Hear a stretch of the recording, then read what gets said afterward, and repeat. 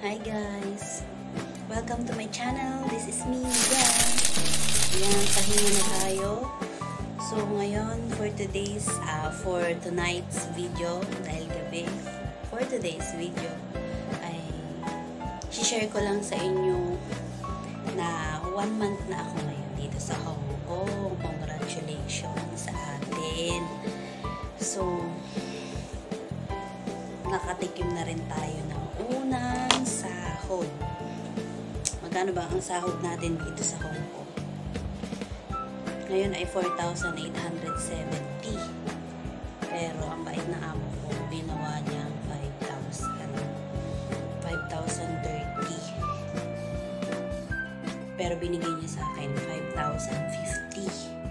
Hindi na niya kinuha yung sulit. Keep the change. Papakita ko sa inyo yung sahod. Hindi sa pagyayabang ko yung sahod ko. Siyempre natutuwa ako kaya ipa-vlog ko to kasi first time ko sa buong buhay ko na makasahod ng ganito.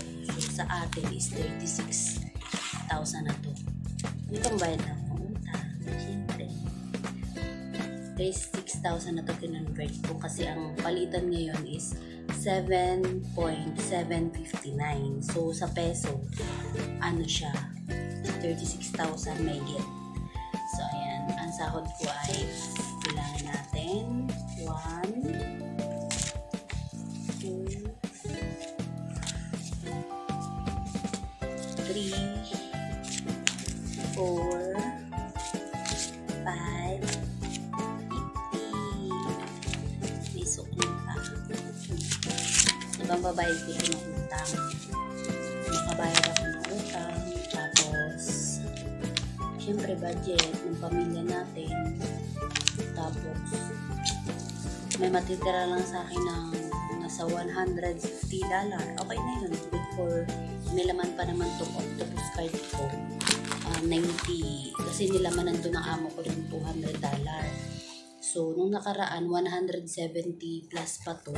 Pero kasi, yung kaibigan ko dito sa Hong Kong, nung nakaraan, wala na siyang kapera-pera. Magkano na lang yung pera niya sa $40 na lang. Kaya kumuha kami dito ng pangkain nung pumunta kami ng park. Nakakain kami sa KFC nung nakaraan. Kaya praise din may octopus ako. May laman pa itong $92. So, magagamit ko pa to. So, yung sukli na magagamit ko pa pang pamasahe ko sa MTR, pang kain. Libre naman ako sa pagkain dito, kaya wala akong problema. So, ayun, share ko lang sa inyo sa mga gusto magtrabaho dito sa Hong Kong. Ganito po yung sahod dito. Tsaka, sortihan lang din po talaga yung amo. Kasi, sa akin po, mabait yung amo ko. Eat all you can ako na nga lang isusuko sa pagkain. Tapos kita nyo naman po, may sarili akong kwarto. Yung iba po may ka-share na sa kwarto, lalo na kung meron bata. Sa susunod, yung vlog ko naman ay yung tungkol dito sa kwarto ko. Papakita ko sa inyo. So, ayun, ito yung first sahod natin. Congratulations sa atin. Makakabayad tayo ng utang. Buti na lang yung nagpa-utang sa akin. Ipumayag ng 2 gigs. Hindi ako mahihirapan na magbayad. Ito pala yung kontrata ko. Yung kontrata ko, ang nakalagay dito is yung sahod ay ito. Ayan, 4,870. So, ang bait ng amo ko, diba?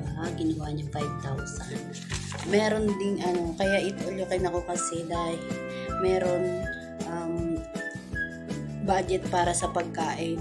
Ayan, 1,236. 1,236 sa pagkain natin dito. Pag hindi binigay ni amo ang budget sa pagkain, bibilang ka niya ng pagkain. Pero kung hindi ka naman niya sasabay sa pagkain, ibibigay niya sa pagkain. Hindi pwedeng hindi niya ibibigay. So, ayun. maraming salamat. Sa susunod, sana kasama ko pa rin kayo. So yun, sa mga gusto magtrabaho dito sa Hong Kong, ito ang sahod natin. Bye, good night!